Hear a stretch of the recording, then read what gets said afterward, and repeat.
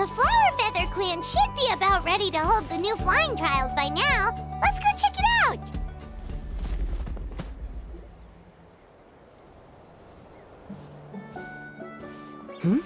Ah, Traveler and Paimon. You came. Yep, and it looks like we made it just in time! Although, can't say the same for the Cuckoosaurs. Bit of a low turnout, huh? Yeah, you'll see why soon enough. All right, get ready. 3, 2, 1, fly! Whoa! We're really flying! I feel light as a feather. I'm flying without a Cuckoosaur. These phlogiston wings are awesome! What's going on? Paimon can barely believe her eyes. How did they fly all on their own? The merchants we ran into that day were selling a product called phlogiston wings. It's a flying machine worn on the back. To operate it, you just use a handheld trackball that controls the flow of gaseous phlogiston. That's incredible! Yeah. If our tribe, well, if Natlan mass adopted this technology, it would revolutionize our mobility and responsiveness in times of crisis. Just think of the countless tragedies that could be averted. I feel like I'm dreaming. Did I really just fly on my own without the help of a Cuckoosaur? You'd better believe it! Plus, you just passed a flying trial! Right, Elder Alpa? Elder Alpa? Should this really count as a pass? If we did the trial using phlogiston wings? Why not? The scoring rubric is about flying performance. It doesn't specifically say you have to ride a Cuckoosaur, does it? Yeah, maybe, but... I mean, even Chaska had to ride a Cuckoosaur in a trial, right? And the whole point of the trial is to test both your flying technique and your ability to work with a Saurian companion. Well, if we can fly by ourselves, maybe we don't need to test the ladder anymore.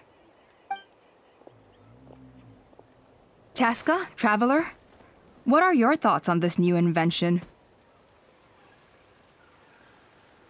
Right? That's what I think, too. I agree that they have strategic value, but I don't think it makes any sense to evaluate candidates by the current testing standards if they're using phlogiston wings. Why? Shunan finally mustered the courage to go through with this, and now you're saying it doesn't count? We don't have any experience using these wings in battle, nor is it immediately obvious how to incorporate them into the existing systems in our tribe. Taking a longer-term perspective, I think we need to start by getting thoroughly acquainted with how these things work. Then we can develop a new trial format with new assessment criteria, tailored to candidates using the phlogiston wings. You all raise valid points. But Chaska, while your proposal sounds perfectly reasonable, it would probably take years to put it into practice. We lost so many people in that war. These phlogiston wings could be exactly what we need to strengthen our forces and boost morale in this trying time. And as for real-world battle experience, there will be plenty of opportunities to gain that. I have high hopes for you, Junon. Huh?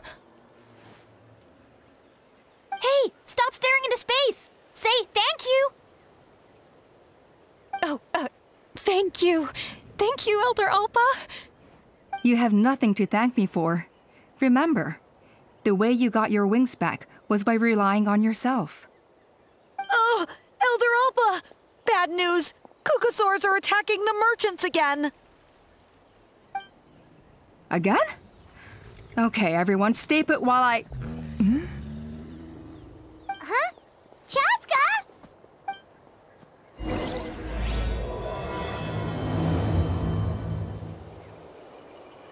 Why did Chaska rush off like that? And then Elder Alpa and the others too? Anyway, let's go see what this is all about.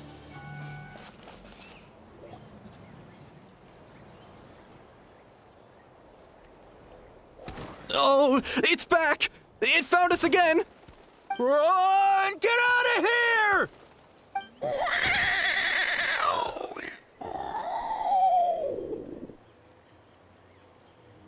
Curses. She's really riled up this time. Hey! Stop running! We'll never outrun a creature with wings! Get back here and let's fight!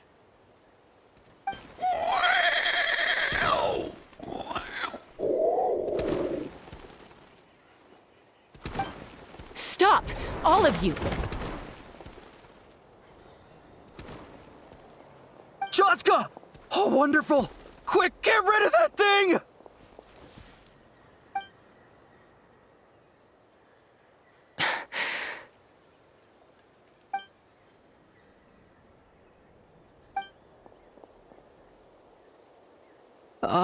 What's going on? Why isn't she doing anything? So it really is you, sister. Wait, sister? That Kukusaur is Chaska's sister?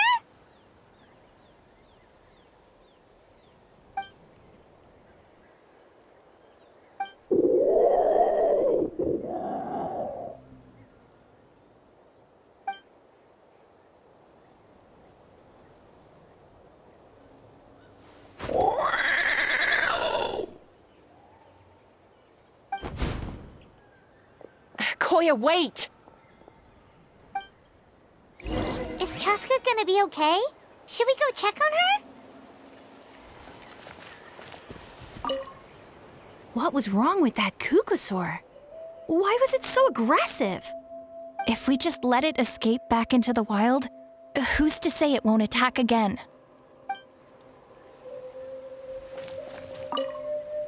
Is everyone all right? We're okay. No serious injuries. Thank goodness you all got here just in time.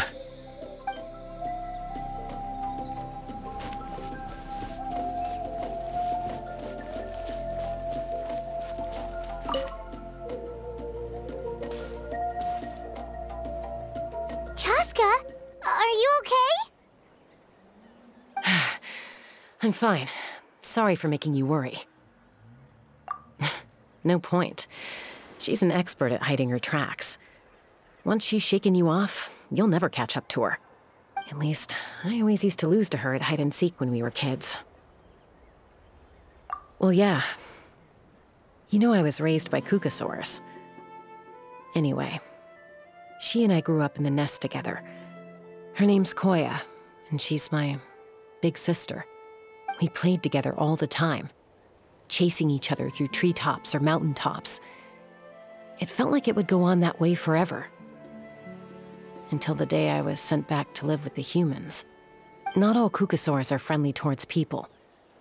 Koya, for instance, she's fine with me because we grew up around each other, but she's not fond of other humans. When Mom decided to send me away, Koya strongly protested, and after I left, she became more and more reluctant to interact with humans. Maybe she thinks that humans stole you away from her. It's a possibility, but in any case, we still stayed best friends at first. I had a hard time adjusting to life in the tribe. So whenever something went wrong, I'd run off into the wild and vent to Koya. Ah, so that's what Uncle Cusco was talking about. He said you seemed to prefer hanging out with Saurians to your own kind back then. Yeah, I did. But then, gradually, everything changed. With a new mom and dad, a new tribe, and Koichi, I started getting curious about these humans and made an effort to understand their behavior. The more time I spent with them, the less I spent with Koya. And then, one day, it was Koya's turn to leave the nest. She sought me out and asked if I was willing to leave the tribe and go live in the wilderness with her. As far as I can remember, that was the first time she ever approached a human settlement on purpose. So, how did you answer her? Well, I wouldn't be standing here talking to you if I'd said yes. No, I was torn. On the one hand, I'd already made up my mind to embrace my new family and accept my human identity. But I also knew that Koya wasn't a fan of humans, and I didn't want to disappoint her. She took my hesitation as an answer. She saw it as a personal betrayal, threw a huge fit, and then flew off. We hadn't seen each other since, well, until today. Not for a lack of trying, though. I tried asking Mom where Koya's new nest was so I could talk things out with her. But Koya had already asked Mom not to tell me where she'd moved to. It must be hard for Mom, being stuck between her two daughters. So I didn't press the issue. And I didn't go looking for her.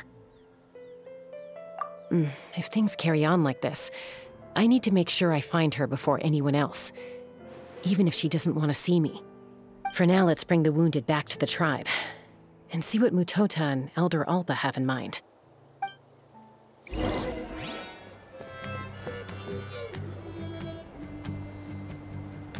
So, I hear there's been another Kukasaur attack.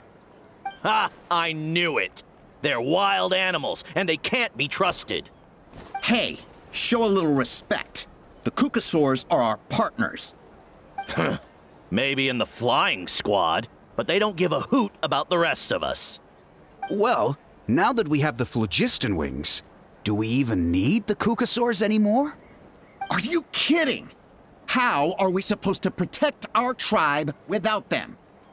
I didn't mean it like that. Huh? Protect our tribe? Or are you just scared that your precious flying squad will lose its prestigious position? You take that back! Things are changing so quickly. Chaska, there's a conflict emerging there. Aren't you going to nip it in the bud? The whole tribe's talking about this now. Breaking up a single fight won't solve anything. The real source of conflict here is the phlogiston wings, and what happened with Koya. On any other day, people would just brush this attack aside. After all, clashes between wild Kukasaurs and humans are no more common than those between people. But now that the phlogiston wings have entered the equation, it's sparked a debate over whether our tribe needs the Kukasaurs at all. I worry that we risk repeating the mistakes of the Cinder City. Back then, Lord Ochkan's hatred of the Saurians nearly destroyed the peace forged by the Pyro Archon. Chaska, to prevent things from deteriorating further, I'd like to task you with restoring peace to the tribe. I will. Traveler, you've already done so much for Natlan, and the Flower Feather clan has no right to ask more of you. But...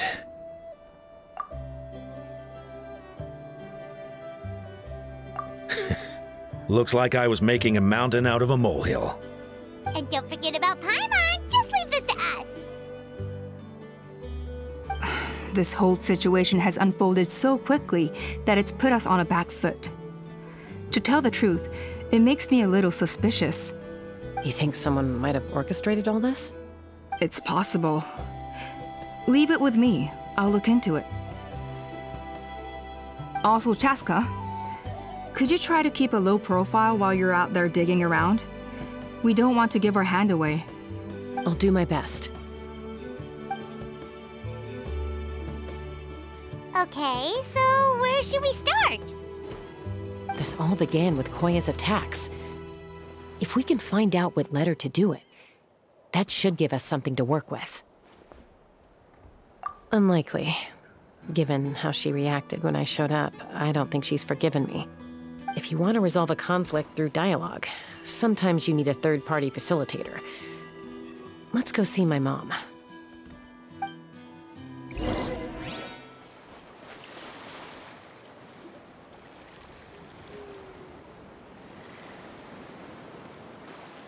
Wow, so this is where you used to live as a child? Mm-hmm. When I was little, we used to do this thing where I'd jump from the top of this tree, and Koya would fly over from the platform and catch me in midair. Or sometimes we'd both fly from the treetop together, and then after some aerial maneuvering, she'd throw me up onto that platform. After we got a bit older, we went to the nearby shores looking for even greater heights. Ah! Stop! You're gonna give Paimon a heart attack! Oh, really? I just thought it made a fun story. What? You too? All right, fine. Let's focus on the matter at hand.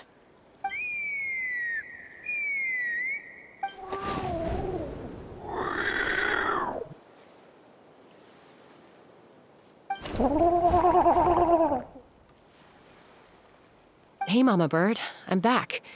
My last visit was only a week ago, wasn't it? See? I visit you more than I visit Papa Cusco. I brought a couple of friends with me. These are the Traveler and Paimon. Traveler, Paimon, this is my mom. Her name is Chimpu. In the human tongue, anyway.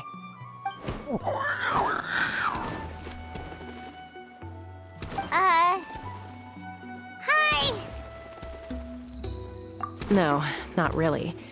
I don't speak it as such, but I can sort of get the gist. Although only with Mom and Koya, since I spent my formative years with them. Even then, it's basically a best guess based on their sounds, body language, and expressions. Seems to work about 9 times out of 10, anyway. As for whether Mom understands me, I can't always tell. But somehow we still manage to communicate. Call it the family bond, I guess.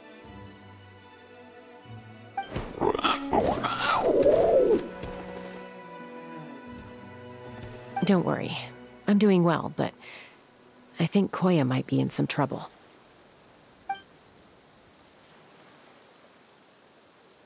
I know she's never been a fan of humans, but she's never deliberately attacked them before either. What's behind this sudden change? Does, Auntie Chimpu know anything? Doesn't look like it. Koya hasn't visited her in a long time. Then, could you please tell me where she's living nowadays? I really need to talk to her. If this animosity between her and the tribe continues, then the next time there's an incident, I don't know if I'll make it there in time.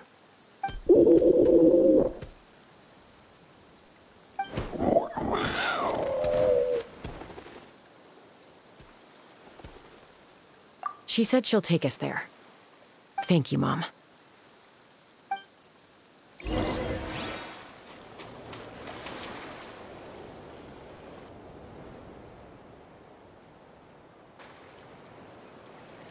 This is a really remote location. Guess she was trying to get as far away from humans as possible. We stay here? Okay. Got it. Traveler, Paimon. Mom says we should stay out of sight for now. She'll talk to Koya first. Koya is very hostile toward humans right now. So if we show up unannounced, it might just make things worse.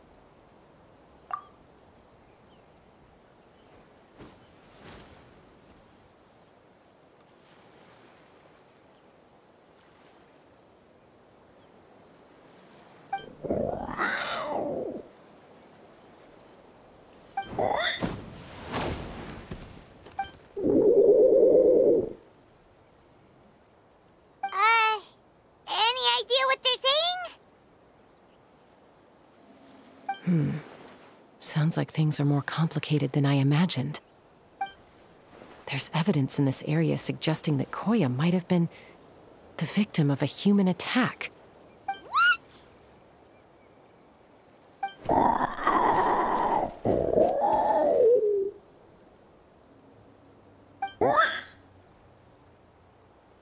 No! It's Chime, Koya's child. The attackers kidnapped her.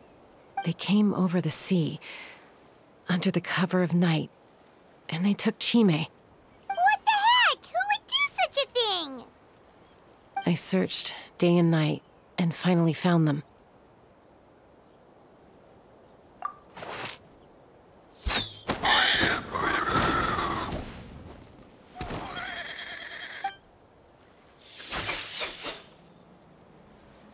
Oh, yeah! Tafal's contraption is working like a charm! Got her in one! Hey, there's another one! Wait, is that the one that got away last time? Who cares? Just get them all! T'Pol pays us per catch!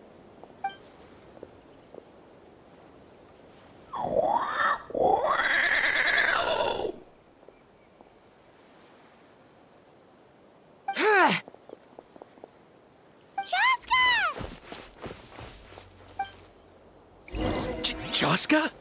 How'd you get here? Quick, stop her! Don't you even think about running away!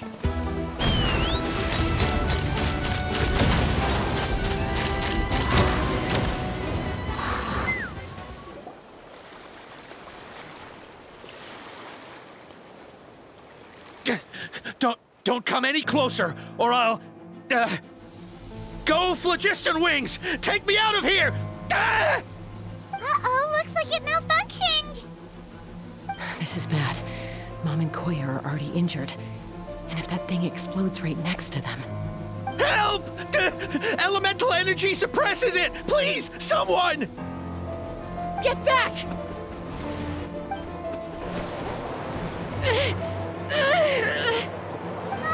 It's still going, and it's getting worse.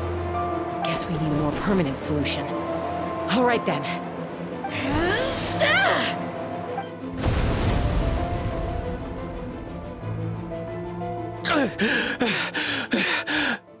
That was too close. I thought I was gonna die.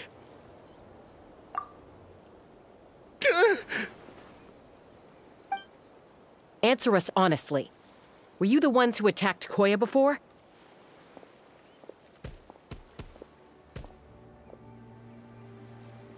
I am... No, it was...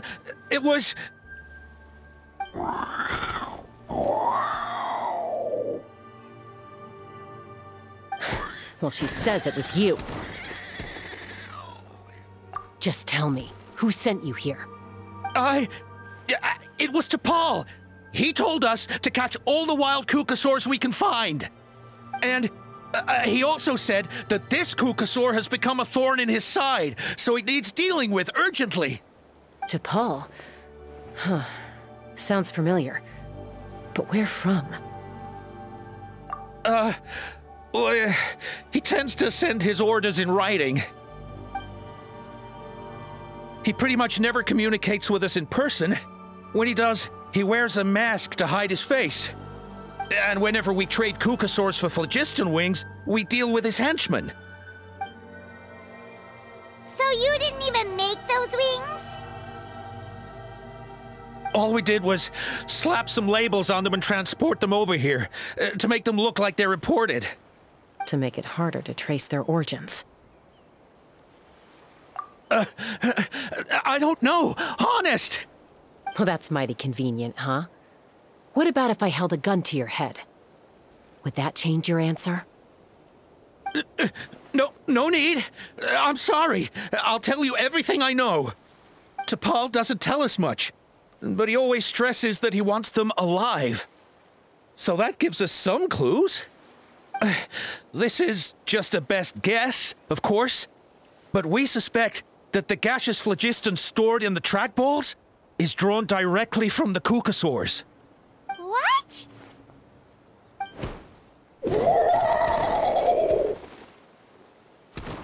Easy now. You're still injured. Hey, keep talking. Yes, ma'am. So, the gaseous phlogiston has to be highly refined in order to power the phlogiston wings. The slightest imperfection can have disastrous consequences, as you just witnessed. But the Kukasaurs have a natural ability to process gaseous phlogiston. So, if you use them as an intermediary, then...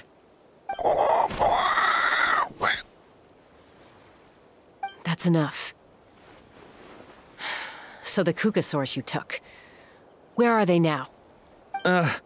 T'Pol should have them. But no one knows where he's based, apart from him and his henchmen. We've tried looking for it ourselves, even followed them a few times. But we always end up losing track of them. Random thought. Maybe they're hiding up in the sky? T'Pol. T'Pol. I'm sure I've heard that name. Maybe it was... Chaska, Traveler!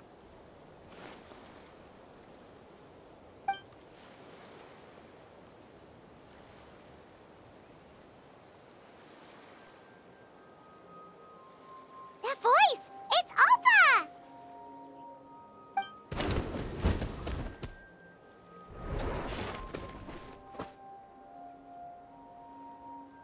Elder Alpa? What brings you all the way out here? Well, I was patrolling nearby when I heard the sound of an explosion. What's going on?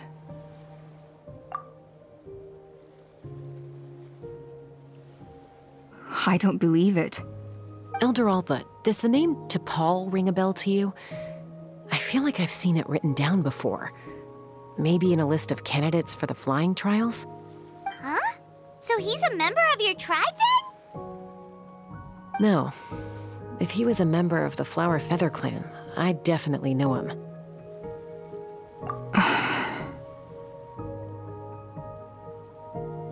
Now that you mention it, I do remember a young man from outside our tribe who came to participate in our flying trials once.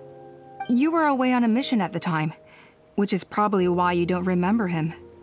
He was a craftsman from the Children of Echoes, but he'd always dreamed of soaring the skies, so he wanted to join our flying squad. The Children of Echoes? That's rare. But despite his best efforts, he unfortunately failed to pass the trial and gain the Kukusaur's approval. In the end, he went wingless and returned dejected to the Children of Echoes. Wingless, huh? Maybe he invented the phlogiston wings to get revenge on the Kukusaurs. Perhaps. Or maybe it's simply his way of dealing with his regrets over his past flying endeavors. Either way, it doesn't excuse his abuse of the Kukusaurs.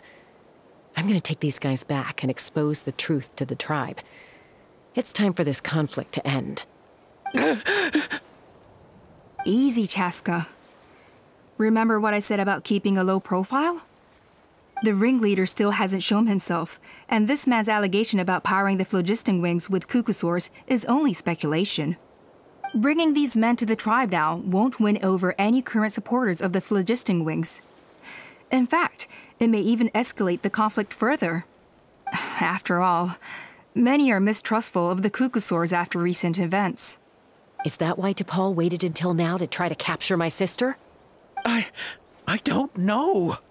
I mean, he did tell us to spread negative rumors about the Kukusaurs and slip some mora to anyone opposed to them, but... But Koya only attacked humans because they stole her child! Nevertheless, we will be hard-pressed to change people's minds while emotions are running high. Unless we have irrefutable evidence. Bravo! My thoughts exactly.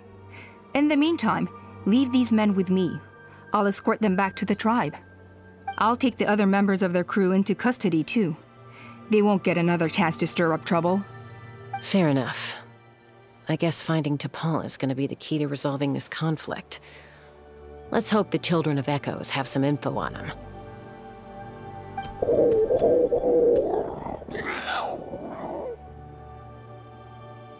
Sorry, whatever it is, it'll have to wait till this is all blown over. I have to fix this situation before it spirals out of control.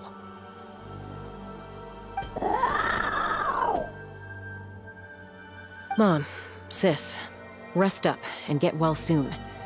I gotta fly.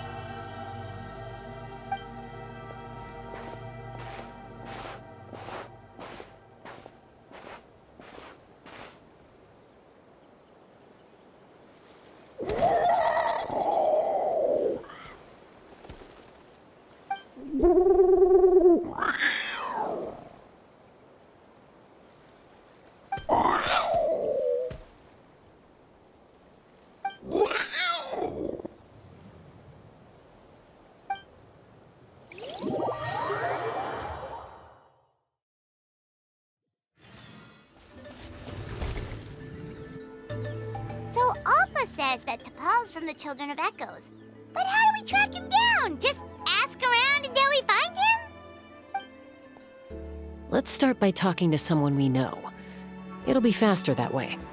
At this time and place, I'll bet the easiest person to find is... Wakey, wakey, Shilonen! Oh, it's you. Okay, give me a second. I'll come down.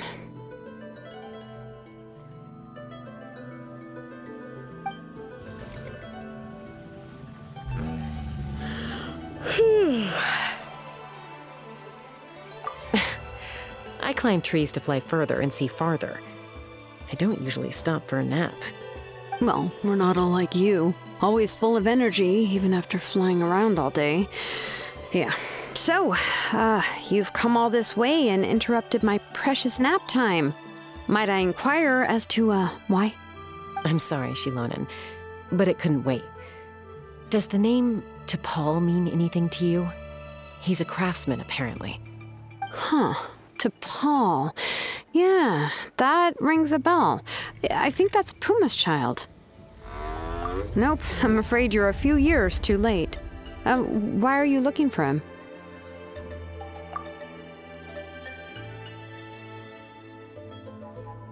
Huh, phlogiston wings.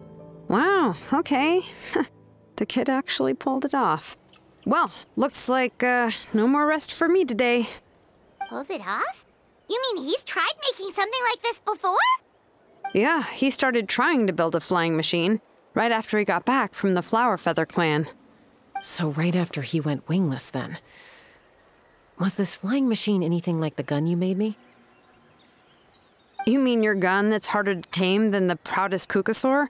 No, he wanted to build something that allows anyone to fly freely, even if they're not naturally gifted.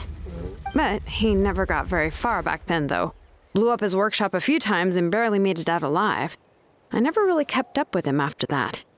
His parents traveled a lot in their youth and only returned to the tribe after he was born. But they settled in a remote area and don't interact with other people much. Which means most people in the tribe don't know them very well. Your best bet is to chat to his direct family. I'll, go get Puma. Wait for me in front of the workshop. I won't be long.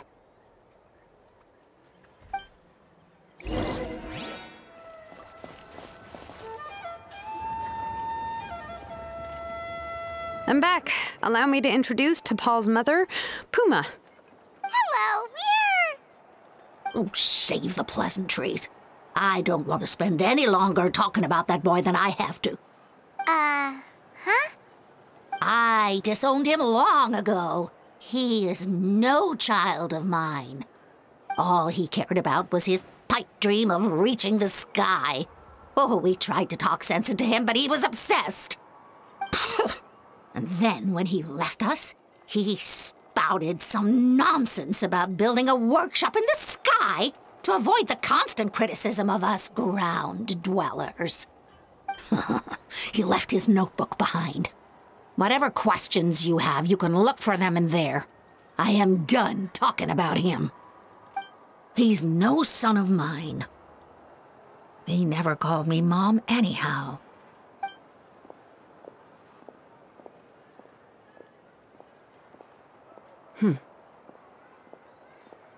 Wow, they've really fallen out. I'm sure wasn't expecting that. Her husband, T'Pol's father, he passed away recently, and T'Pol didn't even bother to show his face at the funeral.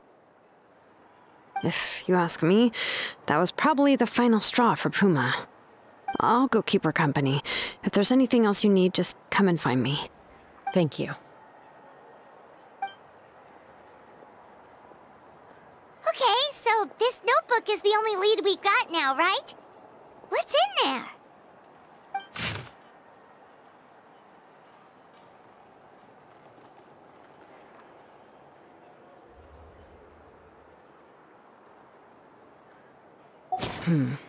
Some early designs for the phlogiston wings, and some theorizing about an airborne workshop. Ochkanatlan, the Cinder City. Looks like that's where he got his technological inspiration from. So, was he serious about the workshop in the sky? But that's such a big project for one person. Do we think he actually pulled it off? Oh, yes. The one from the trial arena that was super high up! That balloon has been there for a while, and everyone's been wondering how it got up there, but what if that's the wrong question? What if it started off even higher up, above the clouds and out of view, and it only descended to its current height due to some kind of malfunction? Part of T'Pol's workshop? Seems likely. If T'Pol's base had been hiding above the clouds this whole time, that would definitely explain why Isidore couldn't find it. I totally called it! But how do we get up there? Chaska, can you even fly that high? By myself? Possibly. But with a passenger, no chance. I doubt even phlogiston wings could take you up that high. At least, not without that relic DePaul mentioned in his notebook. Yeah, and he's probably holding on to it. We'll have to find another way. Nope. That's way beyond Paimon's altitude. Also, would you really expect Paimon to go up there and take on DePaul all by herself? Let's not worry. Just because we can't think of a solution doesn't mean no one else can. I'm not the only flying expert in my tribe, you know. Oh, good point. We should go ask Elder Alpa. And Mutoda. He was quite the flying ace back in the day, too. Let's head back and see what they suggest.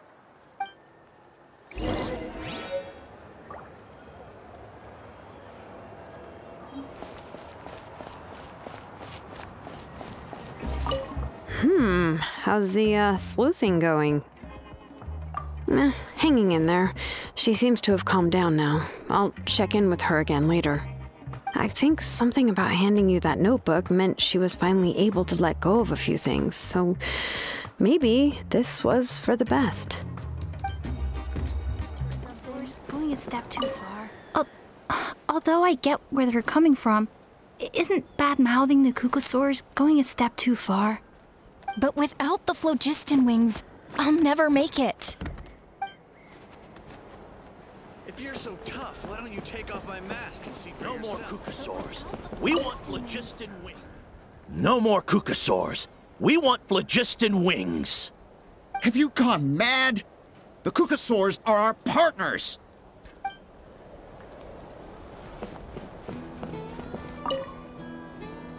Chaska, you're finally back. Things are getting really tense in the tribe. Have you made any headway with your investigation? Some people even think we arrested the merchants just to support the flying squad and crack down on the phlogiston wings. We found some promising leads, but there's a major obstacle standing between us and the irrefutable evidence we need. A relic from the Cinder City? So Och Khan's still managing to sow discord, even after all these years. An airborne workshop and a hot air balloon above the trial arena. And that's where you're trying to get to now? Neither phlogiston wings nor a Kukasaur can take you that high up. Do you really think that's where T'Pol is hiding? You know what? There might just be a way. Really? Do you still remember those spouts in the arena? When they were all blocked, the gaseous phlogiston was trapped and unable to flow. But now, it's flowing freely. If we were to block them up again... You mean all of them except the one at the very top of the arena? To build up the pressure there? Precisely. With all the gaseous phlogiston flowing through one spout, it would create a high-pressure wind current. And then we just ride it up into the sky! Yes, it has its risks, but with Chaska's abilities, I think she could manage it. It's an extremely risky approach, but I agree that it's feasible. If you want to give it a try, check with Inkanak at the trial grounds. She can explain how to block the spouts. Chaska, if anyone has a hope of seizing this evidence from the high heavens, it is you. We'll do our best to manage the conflict within the tribe while you're gone. Hopefully, it'll buy you some time. Chief, we should put a defense plan in place, just in case.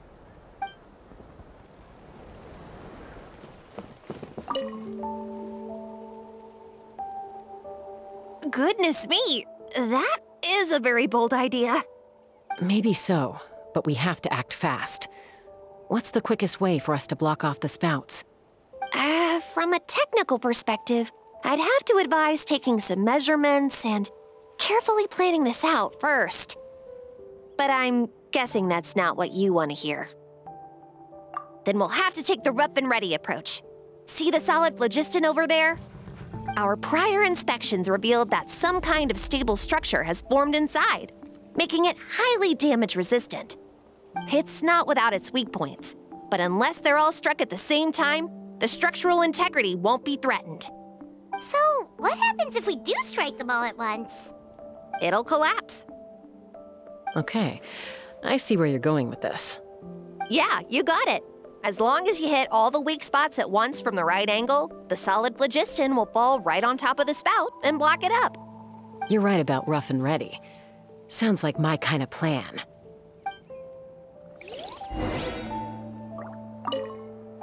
As long as you hit all the weak spots at once from the right angle, the solid phlogiston will fall right on top of the spout and block it up. Take me up!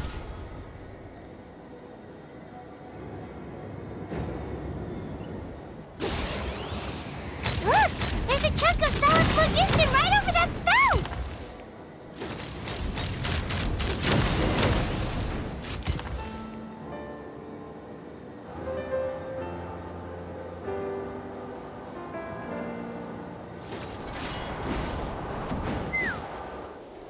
It actually worked! But wait, how are Paimon and the Travelers supposed to get up there? Koya can give you a lift. She's actually been following us this whole time.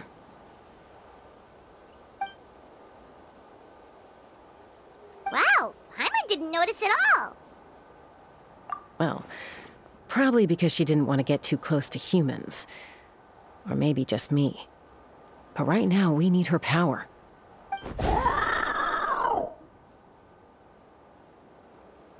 Whoa, you didn't even have to summon her.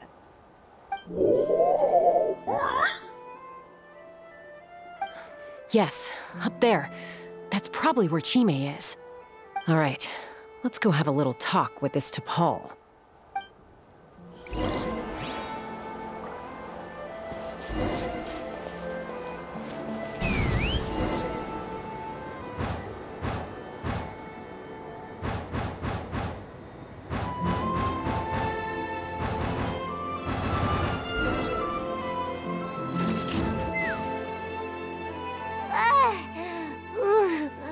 Paimon's never flown that fast before.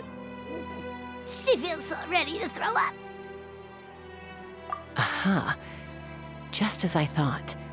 It might look like a regular hot air balloon from the outside, but up close, it's clearly been heavily remodeled.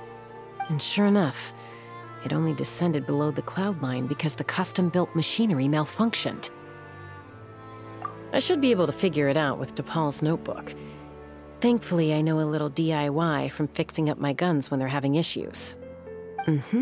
That should just about do it. Now all it needs is a nice hard kick. Maybe that works on your guns, but, huh? We're really moving!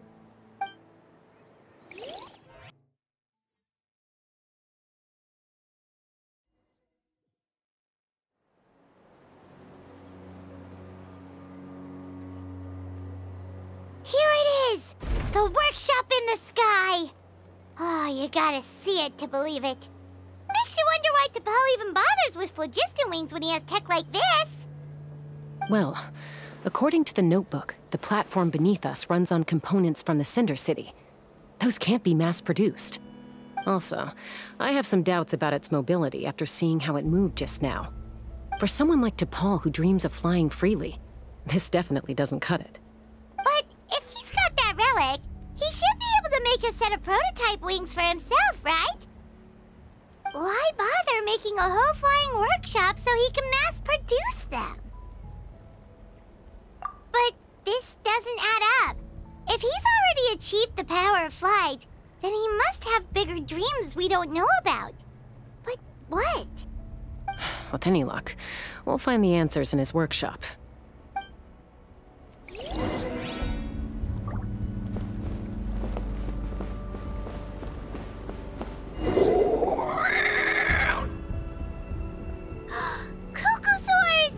Seems like the merchants were right.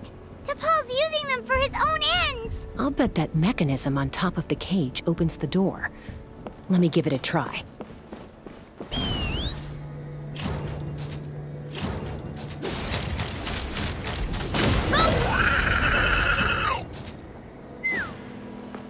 Take me up! Locked on! Why won't it fly away like the others? Is it...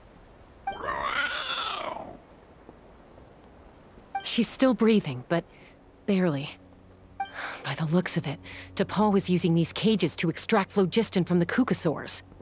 Once a Kukasaur is drained of phlogiston, it becomes too weak to move. We'll have to come back for these ones after dealing with T'Pol.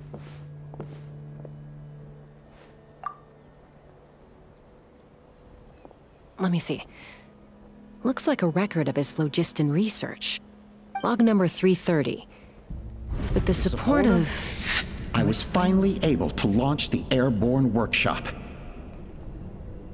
Even though it relies on the relic for 80% of its power supply, I've at least taken the first step. Log number 348. Research on the relic is progressing well. I should be able to replicate the technology and scale up production very soon. Has proposed a name for this groundbreaking invention: the phlogiston wings. I think I'm getting close. Soon I will achieve my dreams. Log number 377.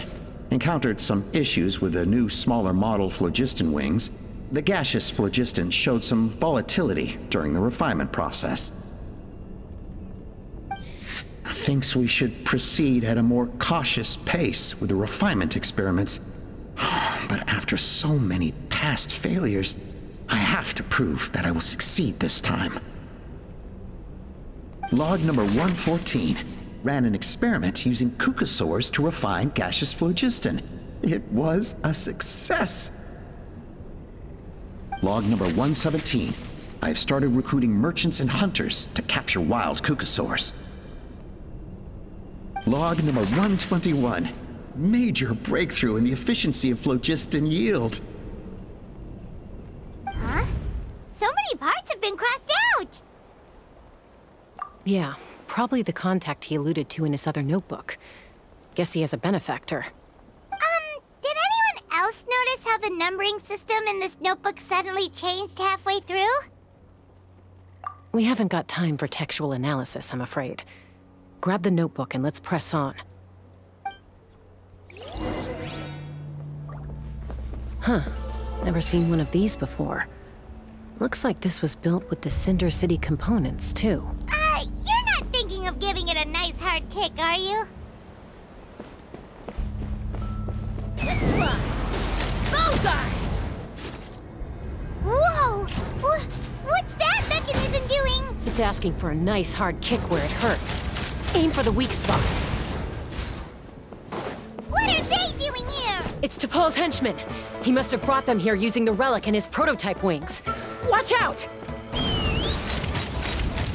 Locked on!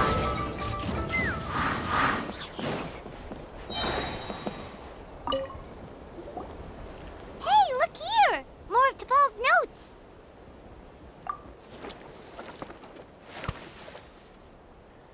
Log number 403. Introduced me to some new comrades who fully support my ideas. I told them that some Saurians are blessed with wings, and some people with natural gifts, while the less fortunate among us can only look on longingly as they seize the skies. But I also told them that progress can erase individual differences. Think of the tools humanity has made to fight back against wild beasts. The law we have put in place to even the playing field between the strong and the weak. I promised them that our research will be the new frontier of human progress. With our phlogiston wings, the power of flight will no longer be for a select few to enjoy. Imagine a world where the skies are for all to share. I only hope that when we finally achieve this goal, will be proud of me. Imagine a world where the skies are for all to share. Yes, what a wonderful world that would be. If only it were possible. We could respond faster, and so many tragedies could be prevented. But T'Pol, what about the Saurians you're draining dry of phlogiston? You're not sharing the sky, you're stealing it! Bad move. I won't let you get away with it.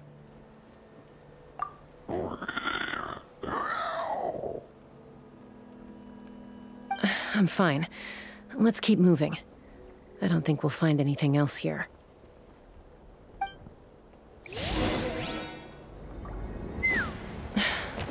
I can't believe he captured so many Kukasaurs. But right now, we have to focus on solving this problem at the source.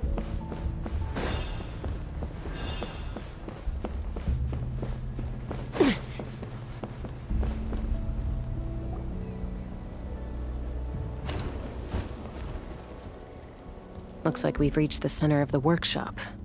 And still no sign of Koya's baby.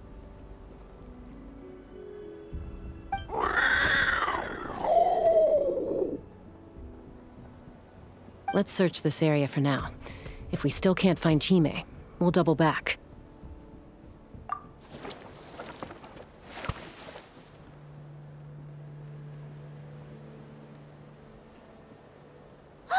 Chaska, Traveler, come quick!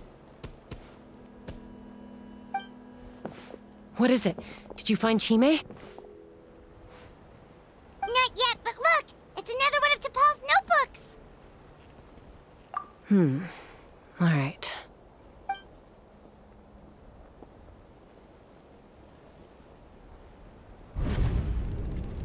Log number 428.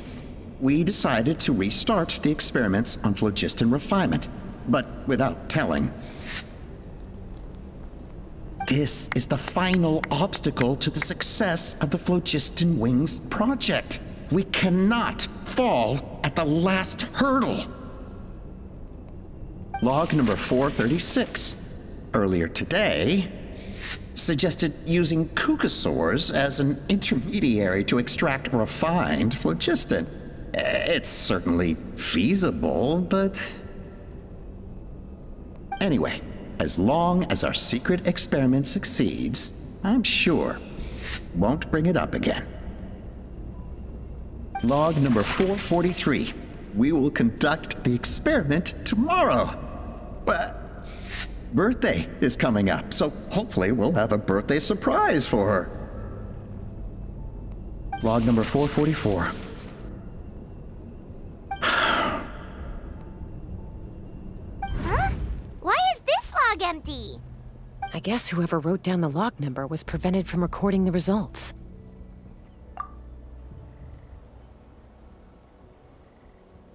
Log number 0.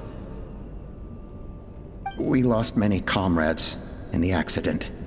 Among them are friends, lovers, and children. But we cannot stop now. We will keep their legacy alive and carry their dreams forward. As of today, we are scrapping the artificial refinement method. Instead, we will focus all our efforts on phlogiston extraction from live Kukasaurs. They are arrogant beasts whose existence in the wild serves no one but themselves. Their true worth lies in their sacrifice for the sake of human progress. To facilitate our operations, we will gradually move the airborne workshop closer to the Flower Feather clan, even as we continue to expand it. All this we do to create a world where the skies are for all of humanity to share.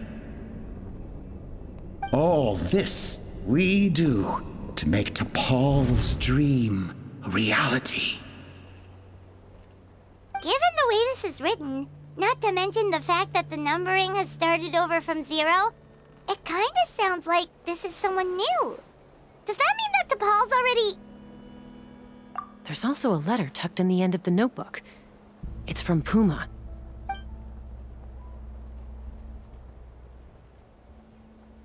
T'Pol, I don't know where you are right now, so I don't know how to reach you. My best bet is to send this letter to the Flower Feather clan. Your father is gravely ill. Oh, I know we've had our differences in the past, but he is still your father. Won't you come and visit him? Please. I know you never liked him and cared even less for me. All you ever yearned for is the sky. And your birth mother. But we'll still be waiting here for you if you do come back. This may be the last chance you'll get to see your father. So Puma's not T'Pol's real mom? Huh. Well, she did say he never called her mom, but I'm gonna assume she was just venting. We know that T'Pol's father passed away quite recently, and this letter looks recent. By contrast, the writing in this notebook is old and faded. It looks like the real reason T'Pol didn't attend his father's funeral is because he'd long since passed away himself. If we ask ourselves why this letter was sent to the Flower Feather clan, why T'Pol always yearned for the sky, and how he got his hands on a relic from the Cinder City, it all points to one answer. That's right. T'Pol was my child. He was born during my days as a wingless wanderer. His birth gave me new hope. I wanted to become the kind of mother who spent her days as a valiant rider, soaring the skies. Not an aimless, wingless nobody. But his father wanted to settle down, to give his child a safe, sheltered life in his tribe. We fought about it constantly, until the love we once had for each other was gone. He started a new family, with another traveler who was also looking to return home. And I went back to the Flower Feather clan, alone. Alba? I had no idea that despite being raised among the children of echoes, my child still harbored dreams of the skies. Can you imagine, Chaska? The joy and surprise I felt when he showed up at my door, asking to join the flying trials. Or how proud I was when he said he wanted to prove his own worth, rather than relying on my position as elder. And then the anguish that overcame me when he was rejected by the Kukasaurs and became wingless, just as I had after my injury. You've got a lot of nerve showing your face here. Don't take this the wrong way, Chaska. I'm not here for a fight. I just want to talk. Isn't that your preferred way to resolve things? I trust you've learned of T'Pol's wish on your way here. A world where the skies are for all of humanity to share. If only his dream can be realized, no one will ever have to lose their wings again. Our aerial prowess will be greater than ever before. War will never again come at such a great cost. The loss of Koichi is a tragedy that need never be repeated. So tell me, Chaska, do you really wish to see the phlogiston wings forever grounded and gathering dust? Nothing you've said excuses all the conflict you've caused. You mean the argument back at the tribe? It was a necessary measure. Sometimes this is the only way to accelerate the pace of progress.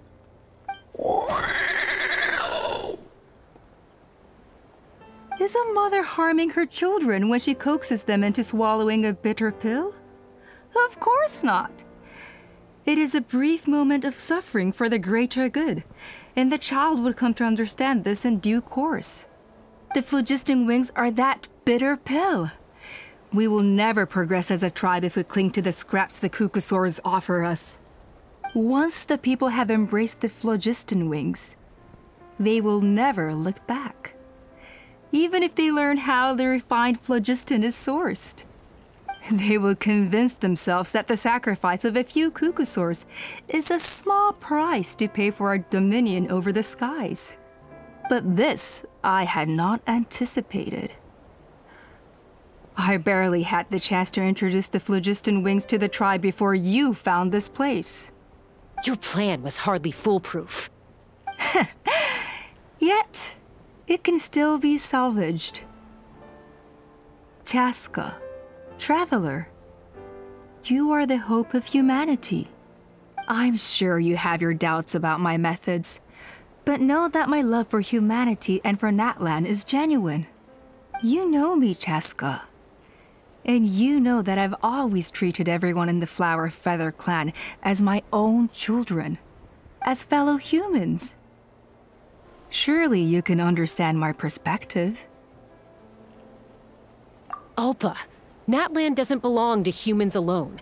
And truthfully, neither do I.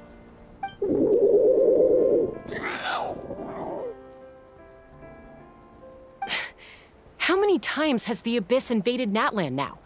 And yet despite how much stronger it is than us, Natlan still stands as a nation of humans and Saurians. Peace imposed by force will crumble in a matter of days, because social bonds are what hold a civilization together. Weren't you the one that taught me that? And yet you would break the bond we share with our Saurian companions to take more power for ourselves? That's as stupid as hacking your own arm off to use it as a club. They are wild beasts, driven purely by instinct. How could they possibly understand human social bonds? How did someone like her ever become a writer? Ha! You overestimate them. They bow to the strong and shun the weak. That's all there is to it. They never gave Tepal a second glance when he was at his lowest, nor me when I returned injured from the Cinder City. It's all about survival of the fittest for them. Plain and simple.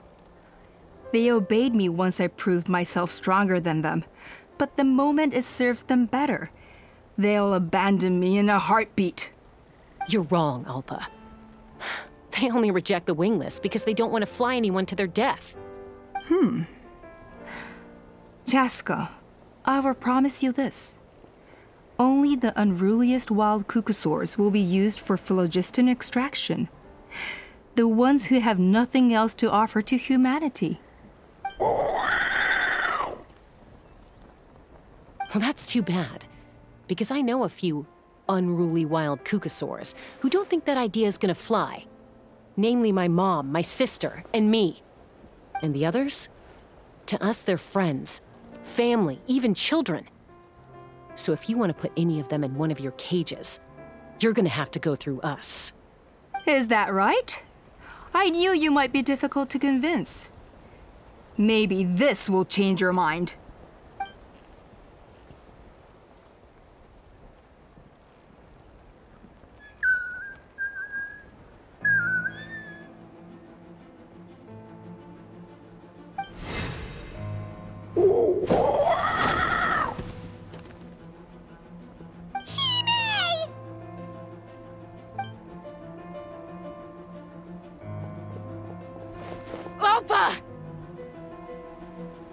Careful!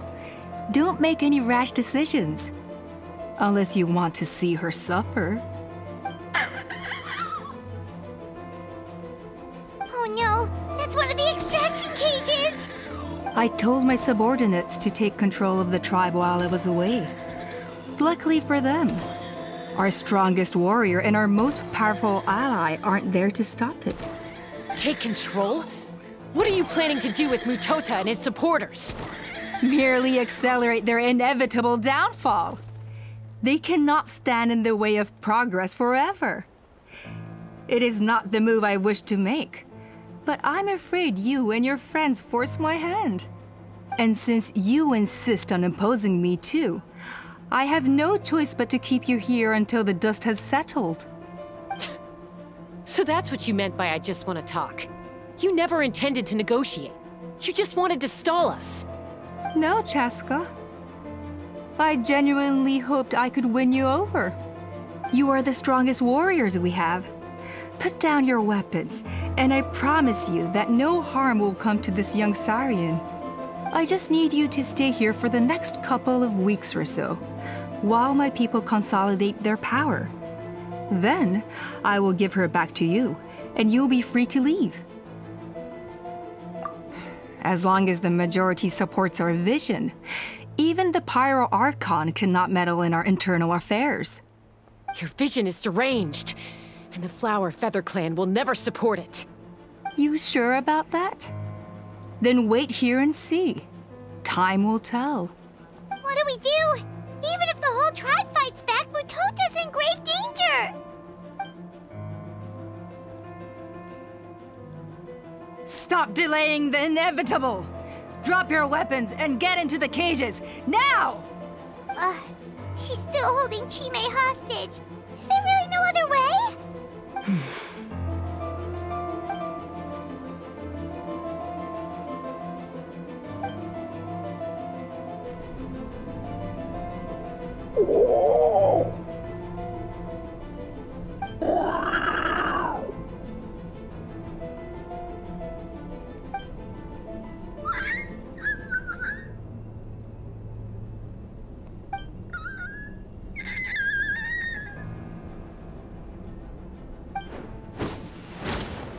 Koya?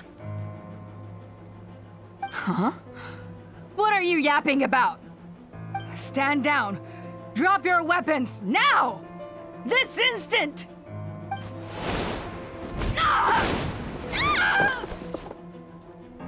No! The relic!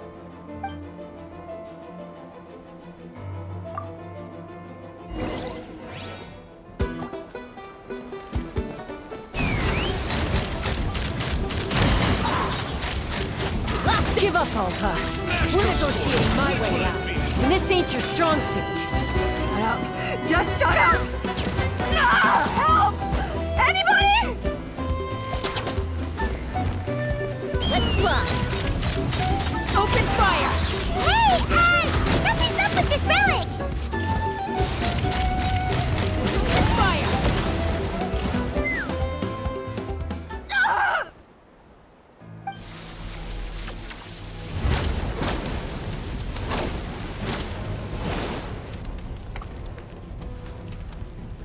No! What is she doing? She'll bring us all down with her! But why? We stabilized the relic! Maybe it got damaged in the fight. If we don't think of something fast, this whole workshop is gonna fall apart. No. They're directly beneath us. My beloved tribe!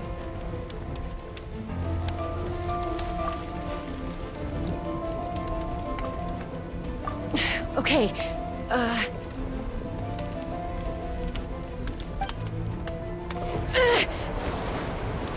it's too powerful. This ain't a toy like last time. I don't think I can just throw it aside.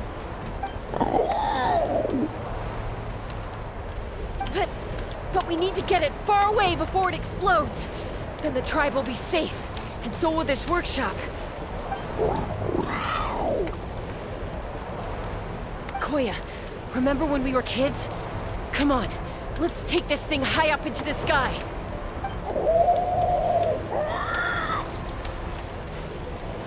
Don't worry, I know I can get rid of it before it explodes. We're talking some surface wounds at most. All I need is for you to catch me at the end, just like old times.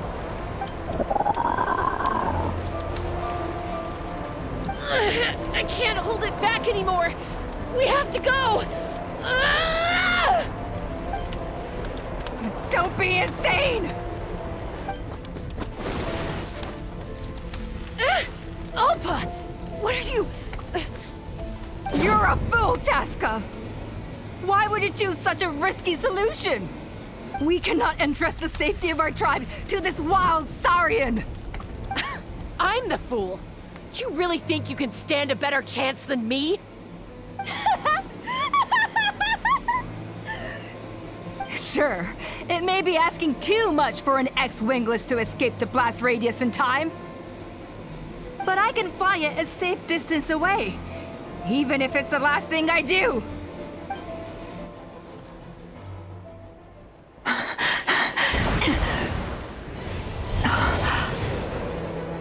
Here, this should be high enough to save the clan. What? You don't get to die a hero today.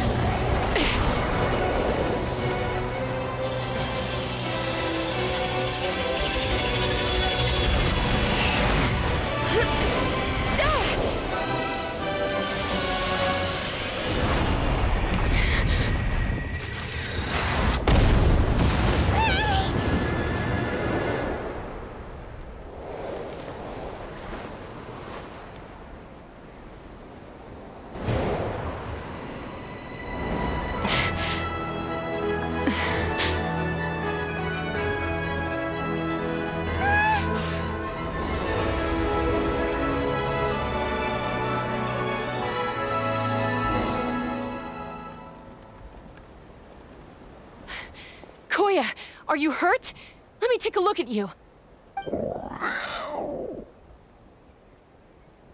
What do you mean, I'm fine? Didn't I tell you to catch me on your back? Why did you try to shield me from the blast?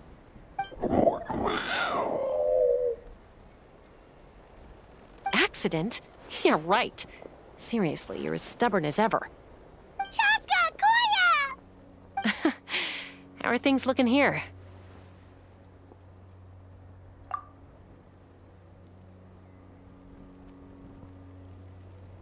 I think that's putting it mildly. I owe you one. Again.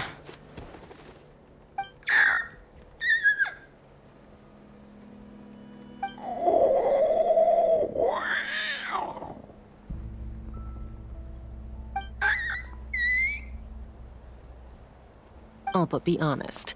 Do you still think Kukasaurs can't form bonds?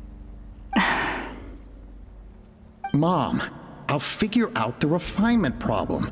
I'll find a way. You don't need to worry about it. I just need some more time. That's all I ask. Please just trust me. Just this once.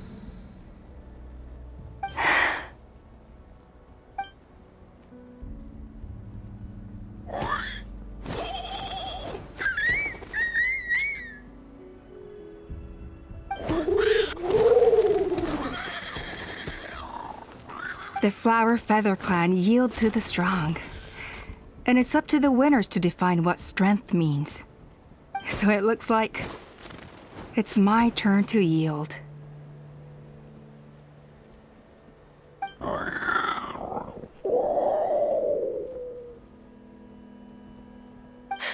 Koya!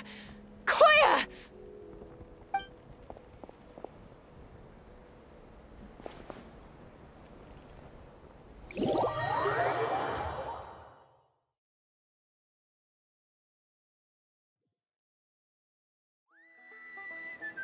So, you're absolutely sure it's not because of the explosion? Yes, for the 10,000th time, I'm sure. The blast barely touched her. The reason she fainted was old injuries playing up, compounded by overexertion in recent days. The moment she finally relaxed, all the built-up stress finally caught up with her. And no wonder.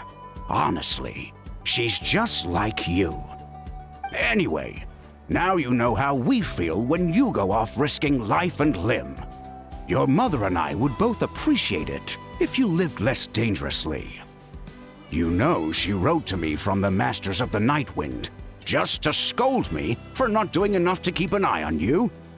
If she wasn't so busy with work, you can bet she'd come back here and chew us both out in person. I'll find an opportunity to apologize to her. I promise. You'd better. No more avoiding us, okay? And don't get me started on all the checkups you've missed. Got it. Got it. Huh? Koya? You're awake. I'll go let everyone know. Hey, but we're not done talking. Ah, what are we gonna do with her, Even after everything that's happened, she still hasn't figured out how to start the conversation with you. She keeps saying, I don't think Koya has forgiven me yet. But if you ask me, she's the one who's scared to open up and have an honest conversation. For all her confidence, she's a very sensitive soul underneath. You'd think as a peacemaker, she of all people would know how to reconcile with her family after a falling out. She must have been a handful growing up. Thank you for being there for her. And of course, thank you for keeping her safe when you were up there in the sky. Koya, Uncle Cusco, we're here!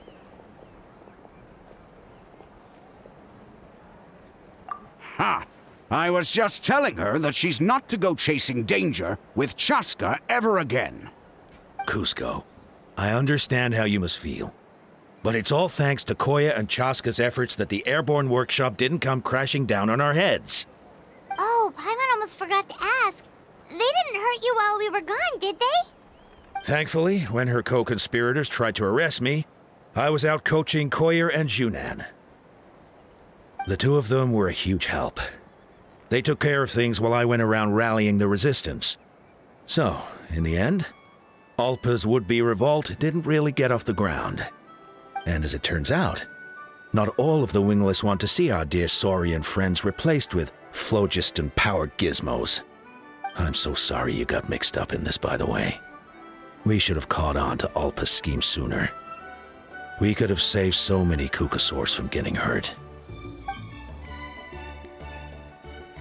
Most of the airborne workshop has now been dismantled. We've just left one small, harmless part intact, and repurposed it as a jail for Alpa and her cronies. Let's see how they like being locked up in a sky prison! So, it looks like there's just one last conflict left to resolve. Peacemaker, you're up.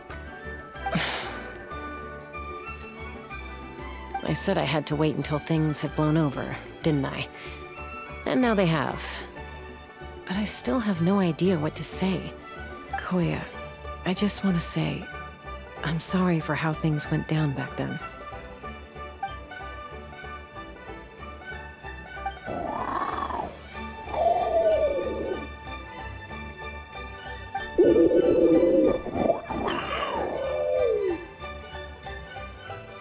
Huh? Does this mean you're not mad at me anymore? There's that family likeness coming through again. But that day, when we ran into each other...